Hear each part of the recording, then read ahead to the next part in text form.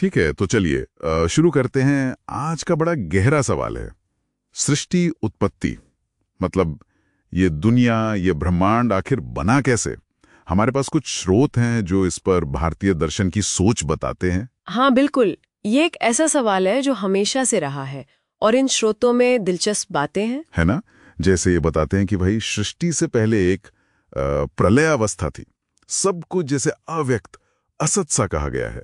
हाँ मतलब ऐसा नहीं कि कुछ था ही नहीं, आत्मा थी, ब्रह्म था, लेकिन प्रकट जगत नहीं था। सही। फिर कहते हैं परमात्मा की इच्छा हुई, बहुश्याम प्रजायेति, मतलब मैं एक हूं, अनेक हो जाऊं। यही वो स्पार्क है ना, जहां से शुरुआत होती है। हाँ, पर एक और बात है, ये प्रकृति मतलब मैटर, उसे भी अनादि मानते हैं, शुरू से है। बिल्कुल, तो परमात्मा इसी प्रकृति से जगत बनाते हैं, वो खाली से नहीं बनाते। तो फिर आज इस डीप डाइव में हमारा मकसद क्या है? समझना कि ये कारण क्या है और परमात्मा, जीव, प्रकृति, इनका आपस में क्या रिश्ता है, यही ना? हाँ बिल्कुल यही। और आपने शुरू में वो पहेली छेड़ी थी। अरे हाँ, सर्वम खल्विदम ब्रह्म, सब कुछ ब्रह्म ही है, उसी में है। लेकिन साथ में नेहा नानास्ति किंचन, उस ब्रह्म में कोई भेद, कोई अनेकता नहीं है। लगता है ना विरोधाभासी, एक तरफ सब ब्रह्म है, दूसरी तरफ उसमें भेद नहीं है, कैसे? इसी को सुलझाने के लिए वो एक लॉजिक देते हैं, एक ढांचा। ढांचा? कैसा ढांचा? देखिए, कोई भी चीज बनती है ना, तो उसके पीछे कारण होते हैं। ये स्रोत कहते हैं 3 तरह के मुख्य कारण होते हैं। हाँ, वो 3 कारण। पहला था निमित्त कारण, है ना? बिल्कुल, निमित्त कारण यानी बनाने वाला, कर्ता, डूअर, जो खुद नहीं बदलता पर जिसके करने से कुछ बनता है। सही। और इसमें मुख्य निमित्त कारण कौन? परमात्मा। वही बनाते हैं, संभालते हैं और आखिर में समेटते भी हैं। और हम जीव, हमारा क्या रोल है? हम गौण निमित्त कारण है, मतलब बनी हुई चीजों में थोड़ा फेरबदल कर लेते हैं, इस्तेमाल कर लेते हैं, सेकेंडरी मेकर्स कह सकते हैं।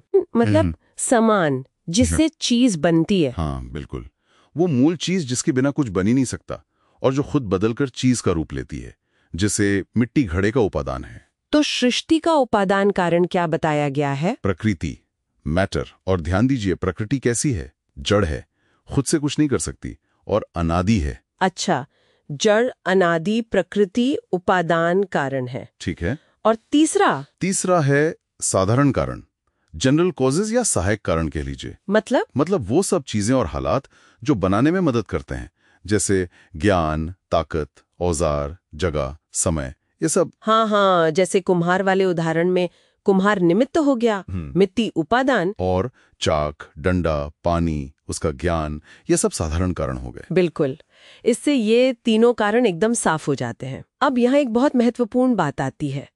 इन स्रोतों के हिसाब से परमात्मा सिर्फ निमित्त कारण है। सिर्फ निमित्त, उपादान नहीं, वो बनाने वाले हैं, सामान नहीं। हाँ। कुछ दर्शन ऐसा नहीं मानते, वो मकड़ी का उदाहरण देते हैं। हाँ, यथोर नाभि वाला। हाँ, कि जैसे मकड़ी अपने अंदर से जाला निकालती है, वैसे ही ब्रह्म निमित्त भी है और उपादान भी। हाँ, वो उदाहरण तो ये स्रोत भी मानते हैं, पर इसकी व्याख्या अलग करते हैं। अच्छा, वो कैसे? क्या कहते हैं वो? वो कहते हैं, देखो, मकड़ी का जो जड़ शरीर है वो जाले का उपादान यानी मटेरियल है। हाँ। और मकड़ी की जो चेतन आत्मा है वो निमित्त है, बनाने वाली। अच्छा, शरीर उपादान, आत्मा निमित्त। बिल्कुल। तो वैसे ही सर्वव्यापी परमात्मा मुख्य निमित्त, अपने अंदर जो जड़ प्रकृति है, उपादान, उससे ये जगत रूपी जाला बनाते हैं। ओहो, तो ये फर्क करते हैं। पर ये फर्क इतना जरूरी क्यों मानते हैं? मतलब अगर परमात्मा को ये उपादान मान लें तो क्या दिक्कत है? दिक्कत है। देखिए, उपादान कारण जो होता है वो कार्य में बदलता है। हाँ। जैसे मिट्टी घड़े में बदलती है। हाँ, बदलती तो है। तो अगर ब्रह्म उपादान होता तो उसे बदलकर जगत बनना पड़ता। इसका मतलब ब्रह्म विकारी हो जाता, बदलने वाला, जबकि उसे अविकारी मानते हैं। बात तो है। और दूसरी बात, कारण के गुण कार्य में आते हैं, जैसे मिट्टी के गुण घड़े में होते हैं। ठीक है। तो अगर चेतन ब्रह्म उपादान होता तो उससे बना जगत भी तो चेतन होना चाहिए था। अरे हाँ, पर जगत तो जड़ दिखता है, पत्थर, पहाड़, ये सब। बिल्कुल, इसलिए वो कहते हैं कि चेतन ब्रह्म जड़ जगत का उपादान कारण नहीं हो सकता, वो केवल निमित्त कारण है। ये तो बड़ा तार्किक पॉइंट है, गुणों का फर्क। हाँ, इसीलिए वो परमात्मा और जगत के गुणों की तुलना करते हैं। परमात्मा सत, चित, आनंद, एग्जिस्टेंस, कॉन्शियसनेस, ब्लिस।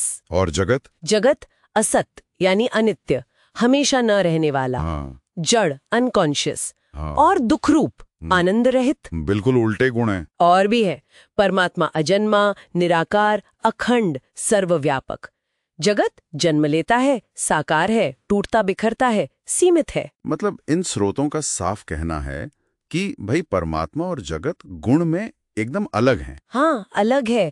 भले ही जगत परमात्मा में ही स्थित है, उसी के सहारे है, उसी से व्याप्त है। तो वो शुरू वाली पहली, सब ब्रह्म है पर उसमें भेद नहीं, उसका हल ये है कि जगत ब्रह्म में है पर ब्रह्म जैसा नहीं है। हाँ, कुछ ऐसा है।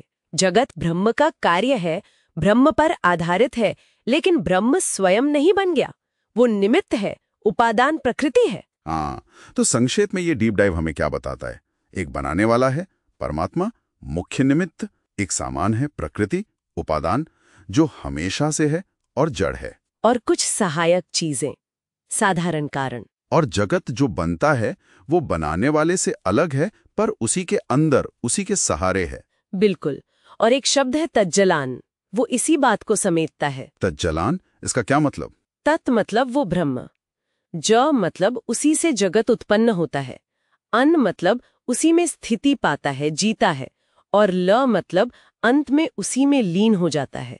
वाह, जनन लाल, उत्पत्ति स्थिति प्रलय सब उसी से। तो निचोड़ क्या हुआ?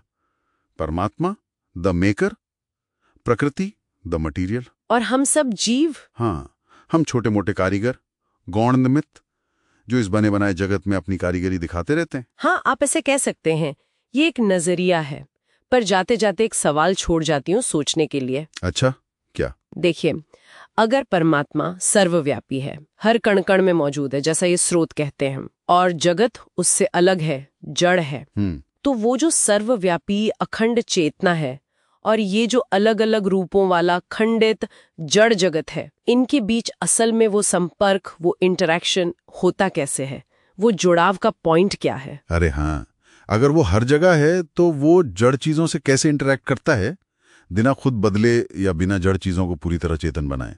ये तो सोचने वाली बात है। बिल्कुल। इस पर शायद आगे कभी और बात हो।